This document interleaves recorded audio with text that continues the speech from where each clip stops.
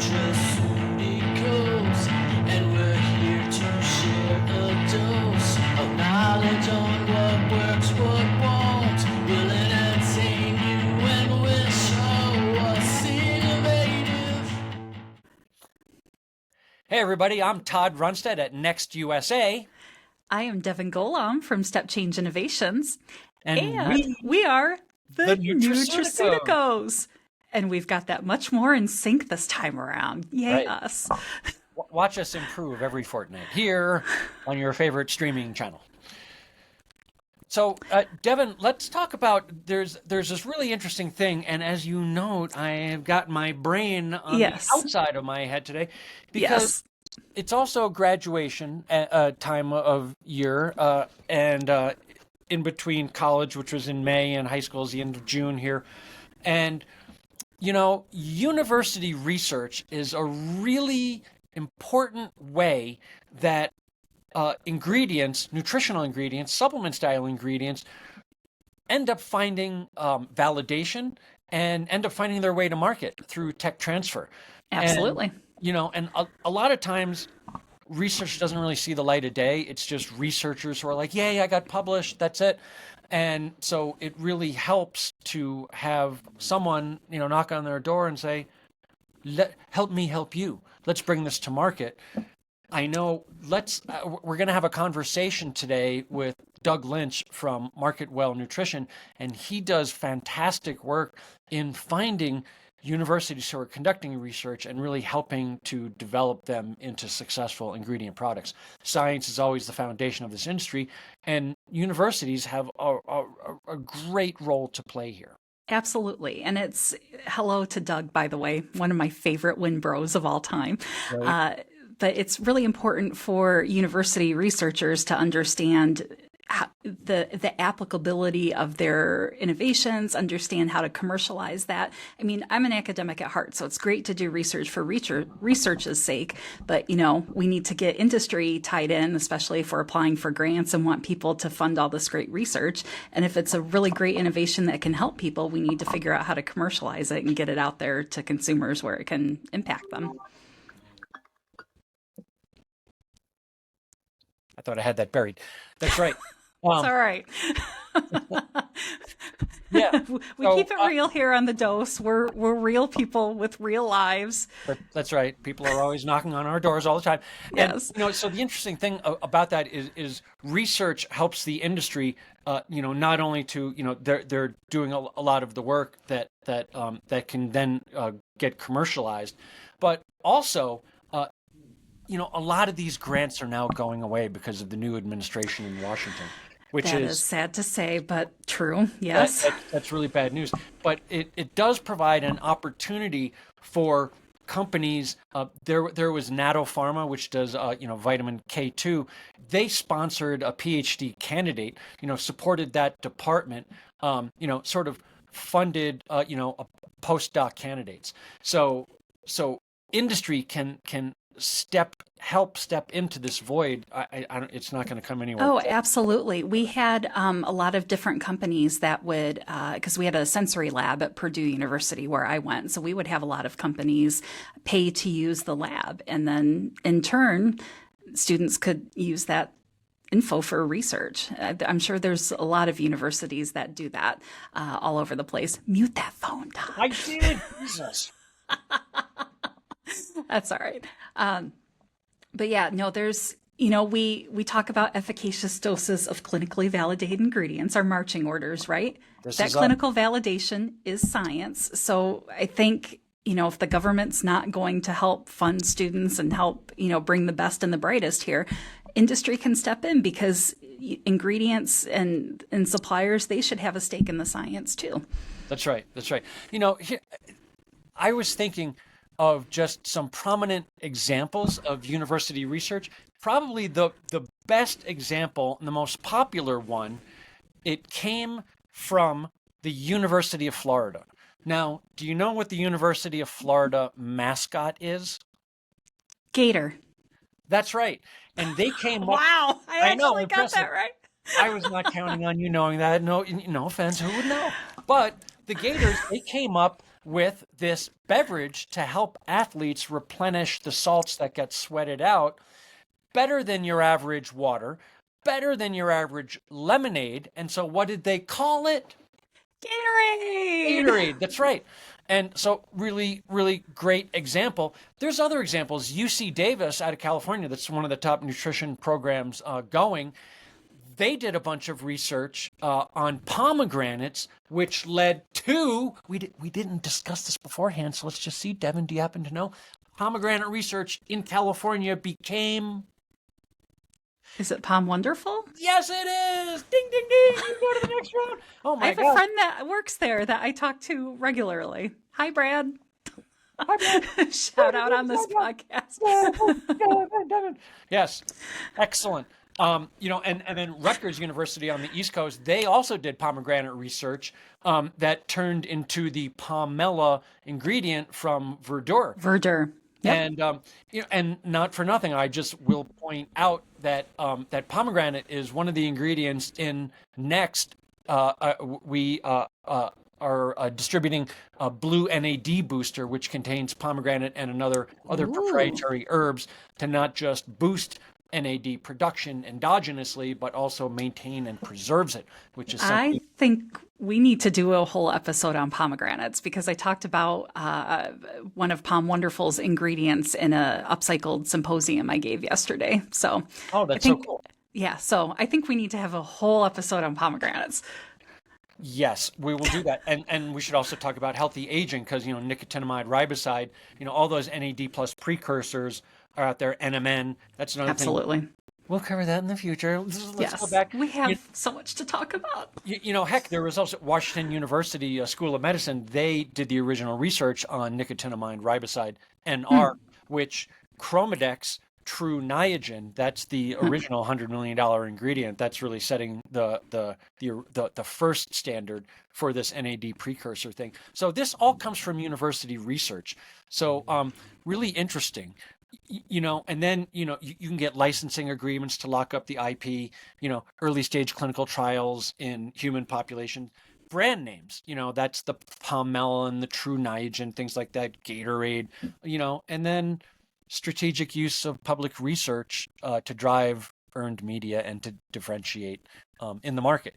So we love universities. We both graduated. You got some letters after your name. I you do. went to more school than I did. I was just on the regular 4-year plan. I was a bit of a masochist when it came to education. A master in masochism. That's more than your average master's degree? Well, they say the BS. So I got a BS, an MS, and a PhD, and they say bullshit, more shit, and pile high dung. Take that for what you will. I say after 10 years of college, I can read and do basic math, but I know a few things here and there. Yes, you do. Yes, you do. Thank Love you for that. So should we check in with our old pal, Doug Lynch, to see what he has to say? Are we ready for that? Yes, I think we are. We should, what do they say? Roll that beautiful bean footage? Yeah, that's Roll right. that beautiful Doug footage. Yeah, and we caught up with Doug at Supply Side Connect, New Jersey, just recently, and we asked him about this. We were talking to people about what builds better, more responsible, quality supplement ingredients. We talked to a lot of people. We're going to talk about this, in weeks to come. And Doug, he was talking about the university research that he has sort of activated. And really cool stuff. And so that's where we are today. Devin, All right. Roll that tape. Okay. Hey everybody, Todd Brunstead at Next USA. We are What's Next, and what's next is Doug Lynch, Market Well Nutrition. Let's talk about the value of university research, of getting into that treasure trove of just good downstream stuff that could help the supplement industry. Yeah, it's tremendous, and happy to answer that question. When I started out on my own, I was, of course, interested in making sure that ingredients and new products had the best in research. Right. But if you're going to do that from scratch, from the beginning, it's incredibly difficult. It costs millions of dollars to set these things up. Whereas every day, universities large and small, from Canada to the United States and overseas, absolutely are doing the kind of work that is absolutely essential for this industry, Todd. Right. And they've spent the money. In many cases, it's grants. Yeah. But sometimes because of a grant, they're able to go 1 year, 2 year, 3 year studies, even 5 year studies are having access to grants, which allow you to actually get unparalleled scientific results. Wow. And ultimately, many of these universities have patents on these, Right. and they will exclusively license your patent if you're able to negotiate with them correctly, Yeah. and make sure that they are able to see some of the benefits of the commercialization of their own science. Because a lot of them, I don't think they think commercialization. They're just like thinking that, oh, I'm a researcher and I'm finding out some good stuff. And that sort of tech transfer is a thing, and maybe they don't know about it. So is that an opportunity for someone like you that could go and visit these universities and say, hey, here's something that you can do. Let's find a market for this. So it's not just a publication for you, but it can be commercially viable, if not successful. It's tremendously Yeah. valuable to the university as well as to the companies that actually engage with them.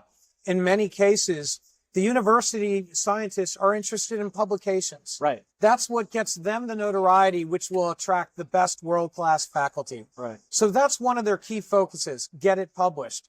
Ironically, as a marketer, getting it published is also one of our requirements, because if we can't substantiate the science, there is absolutely no way that we're going to be able to market these products and these ingredients.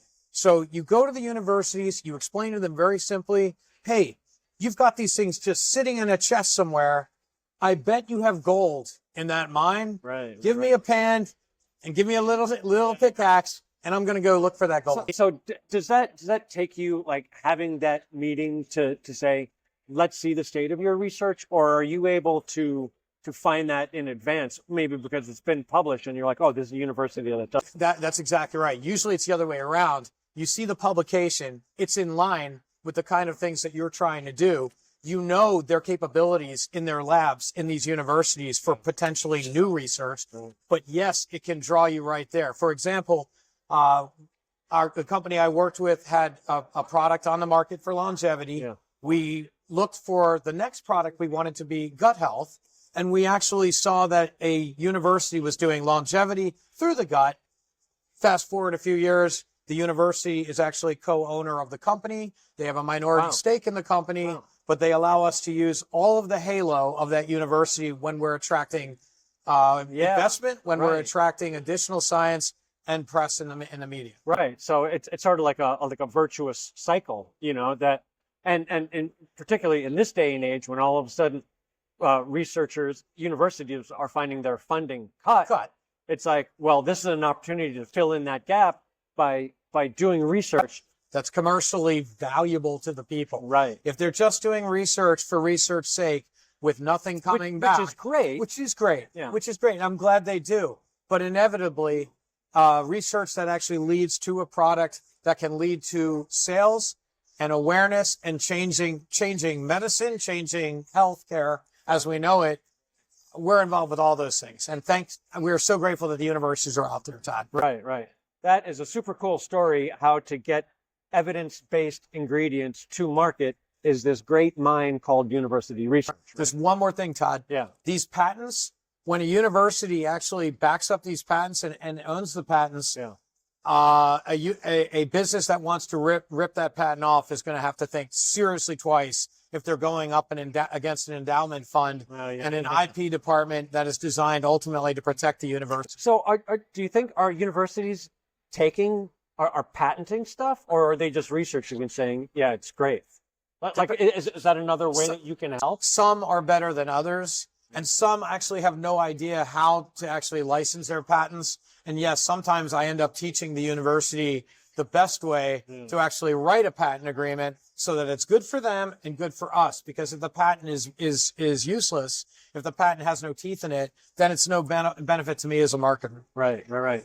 That is a super cool story about how to bring valuable evidence-based ingredients to market. Doug Lynch, thanks for joining us. Super cool story there, kids. Thank you very much. Right. Appreciate it, Todd. Yeah. Hey, that was a really cool conversation with Doug Lynch about engaging with universities, he was I don't want to say coy, but tight-lipped, I guess, about who he was doing the research with. But I don't think there's a problem with saying it was University of South Florida. Hariam Yadav, he's the PhD, he's the associate professor of neurosurgery and brain repair at the University of South Florida's their Center for Microbiome Research. They have this postbiotic called Posibio. It's postbiotic is it's not the live active bacteria. It's the dead bacteria or some component thereof that has a health benefit on the host. Correctamundo, and that's Lactobacillus paracasei, and so I know I've talked with Hariam Yadav, Dr. Yadav, and they were finding research as he's the professor of neurosurgery and brain repair, and they're finding interesting stuff on that sort of a cognitive decline, some of those conditions associated with that through the gut-brain axis. Yes. So, and it also things not as serious, but leaky gut that can also influence cognition as we age. Absolutely. Really cool story, really great research, and great sleuthing on Doug's part to discover, oh, here's the university. Oh, they're doing research. Let's get in touch. And now, as he pointed out, the university has a stake in the company. Yep, and a lot of universities have tech transfer programs now. To his point. Yeah, I love that. And I also like how the universities are looking for publications to give them notoriety so that they can attract talent. And that's great, for their ends. But as he pointed out, there's more gold in that mine than just, you can understand academics, just looking from a scholarly, scholastic perspective. Oh, we're investigating stuff. We're expanding the state of knowledge and intelligence and stuff like that. And it's like, great, awesome. And also, we need that clinical validation for the ingredients. I mean, to his point, there's all sorts of publications. I mean, of course, as a formulator looking for ingredients and supplements, I'm looking for that clinically validated ingredient, but there's a lot of science and publication to be had when it comes to extraction methods, when it comes to formulations and applications. Maybe there's a certain application or a novel encapsulation or something like that that deserves to be published as well. So it's nice to have that validation from a standpoint that the ingredient works and gives us a health benefit, but also validating like that the liposome exists, for instance, or something like that. Right.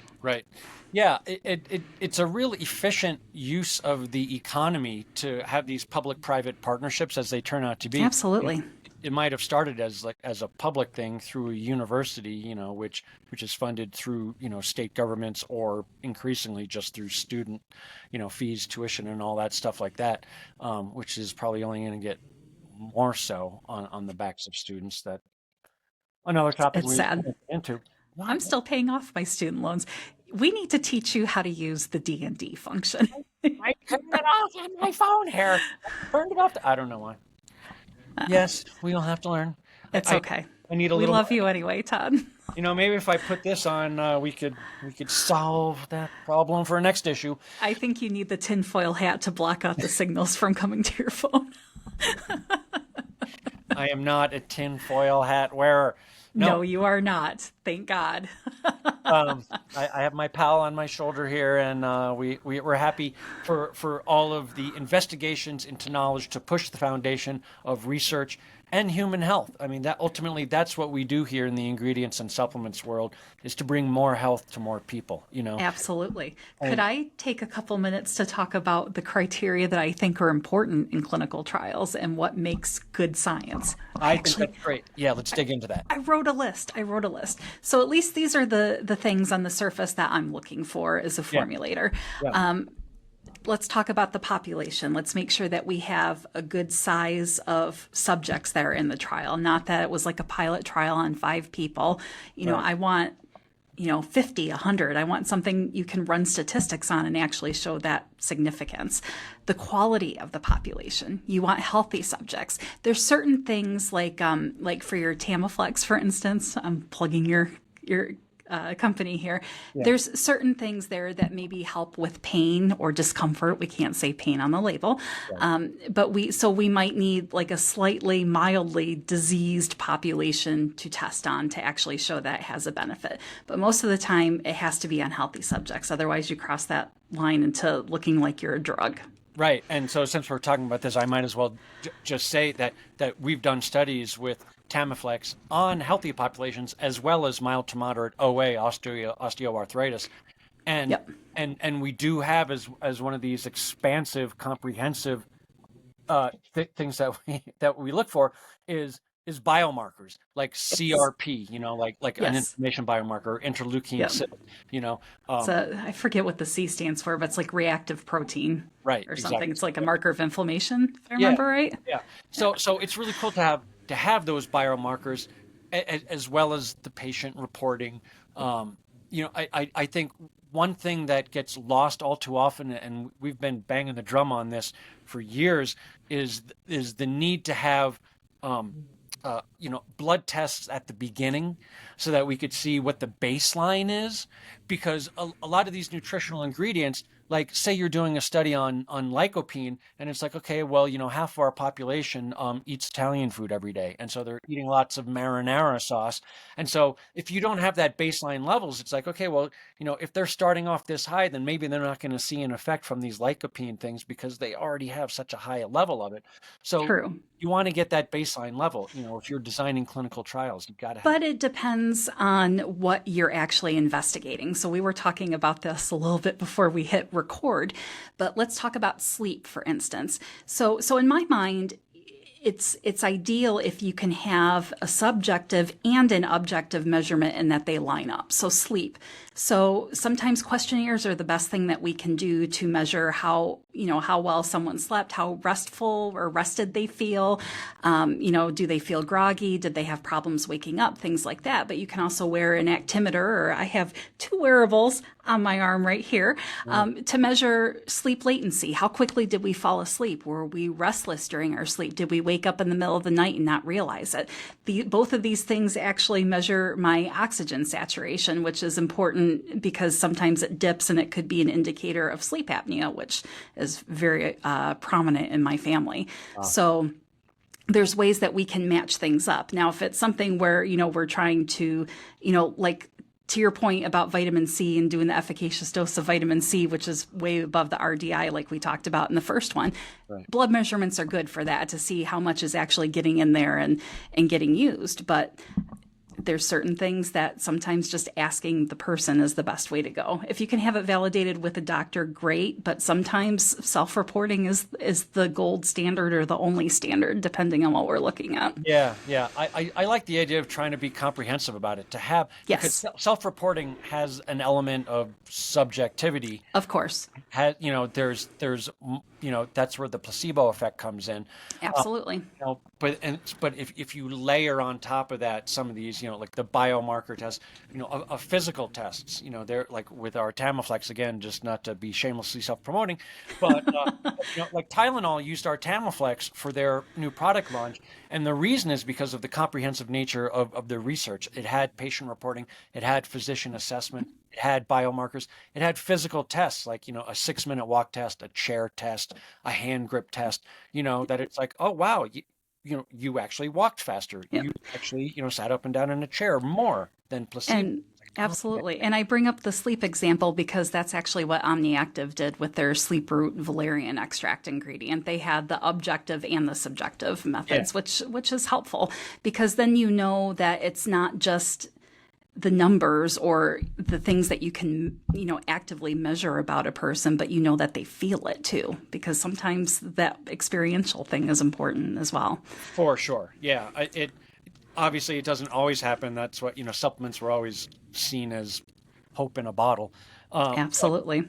But there are some things where you do get that experiential effect, whether it's a valerian to help put you to sleep. Oh yeah, like I actually like went to sleep more, or like a creatine or HMB. It's like wow, yeah, no, I'm faster, I'm lifting more. Yep. You can quantify, Absolutely. what you're doing, Absolutely. and that's great.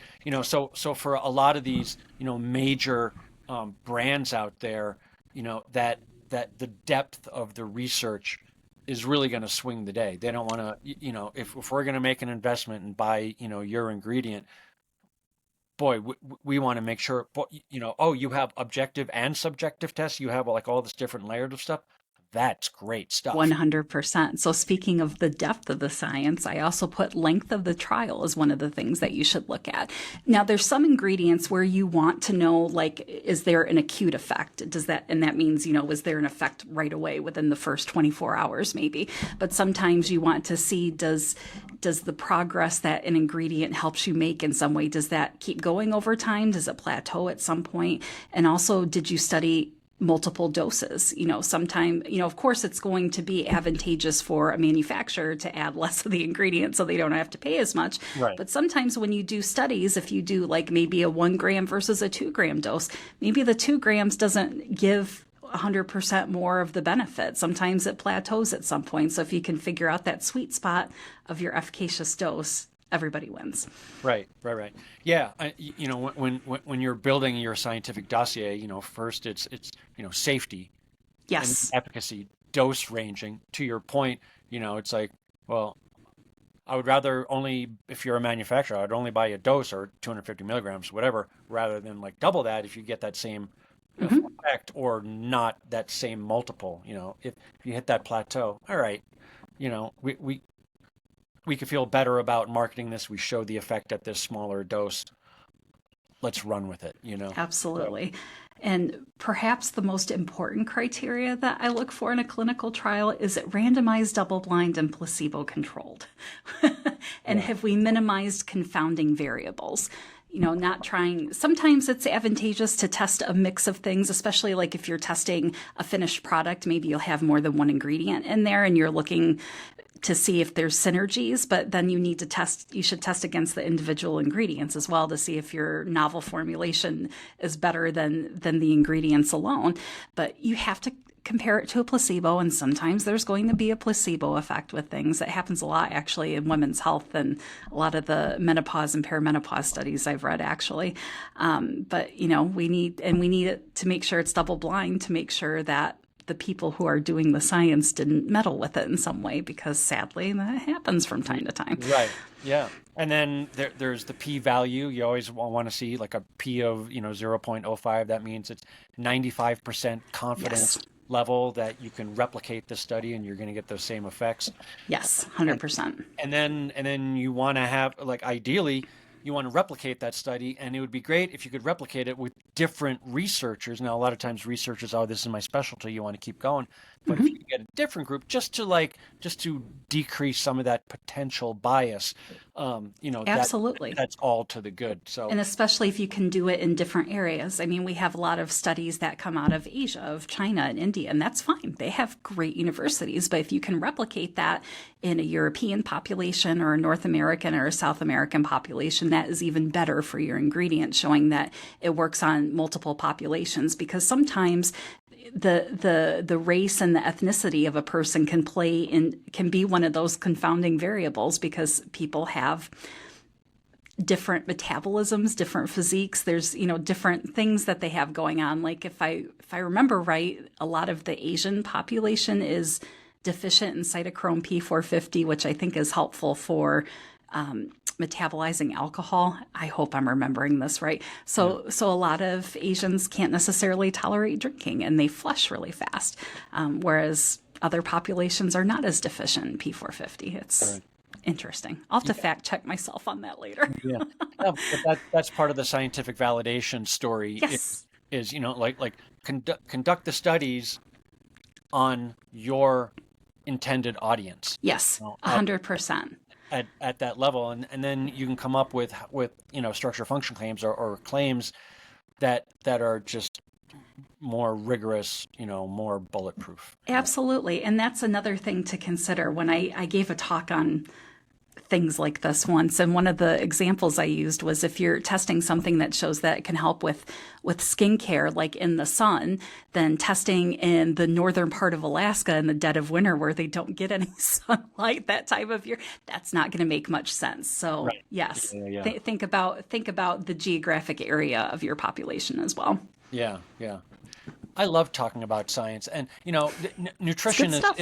and nutrition is kind of considered a soft science, because it doesn't have that whammo effect of a single chemical constituent synthetic molecule, pharmaceuticals. Well, That will have that perhaps, big effect, but there's other advantages it's of so that. important though, because I, as a food scientist, I get confused with dietitians a lot. And look at me, I am not a dietitian, but the dietitians that I do talk to appreciate so much about the different metabolism that goes on in the body and how eating different foods at different times can change our metabolism and make us healthier. And that is something I do not appreciate.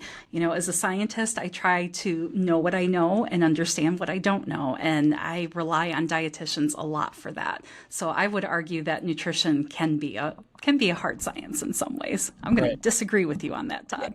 No, I'm just saying what's out there in the world. No. Like part of that is, when MDs go to medical school, to get their allopathic, medical doctor degree, what do they take 3 hours in 4 years on nutrition? So This is something that's in the headlines right now a lot about should medical doctors understand nutrition better because of what's going on with the current administration. That's popping up a lot. But I would argue, and as a lot of my dietitian friends on LinkedIn are also arguing, make more use of them. They are part of the medical community. They are part of the team of professionals that can help take care of us. So yes, doctors could always stand to learn more about a lot of different things like women's health and bedside manner, but nutritionists and dietitians, this is their lives. So make use of them because they are a wealth of information. right, and you have to. It's kind of a little bit of common sense. The stuff that you put inside here 3 times a day, does that possibly have an effect on your health and well-being? Well, duh. Right. Well, duh is what we say, right? But if that's like your average medical doctor, they're not actually thinking that. Like all they know is come back to me when you have a disease that we can quantify, and then I could tell you the pharmaceutical drug to treat that. Yes. And I love that we're seeing more doctors that are going more in a functional medicine route and realizing that food and supplements are part of the medicine that we take, and we can use those to help improve our bodies. My husband is an MD, and Pete, I love you, but I'm going to call you out on this. You see everything in black and white as a disease that needs to be cured. And I'd like to think that through your lovely wife and learning more about what I do, that you're understanding a little bit more the role that supplements can play in someone's health. Right. Yeah. There's this old Chinese proverb. I'm going to try to nail it, but it's the good doctor prevents diseases from happening, and it's the inferior doctor who has to treat you after you're already sick. It's like That's interesting. what we want to do is maintain health. Ayurveda is all about balance, maintaining that balance. What's disease but dis-ease? Like, oh, something's off of balance. We all want homeostasis. We want to, be our best selves, like get sleep, move around, drink water. It's fundamental stuff in order to be well. And then nutrition can help us be better. Yes. than merely just well. And so Absolutely. and that's this part of life that really MDs and pharmaceuticals, they don't even look at that. They're just like, yeah, just come to me when you're coughing, And that's why we need the universities to help look at some of this stuff. So thank you, Doug. Thank you, universities. Yes. That's right. That's beautiful. All right. Well, I think let's just put a bow on that and call it an episode on the Dose Ingredient Podcast. Devon, always a pleasure. Yes, Todd. Thank you so much. All right. Bye, and everyone. We'll see everybody in a fortnight. Thank you.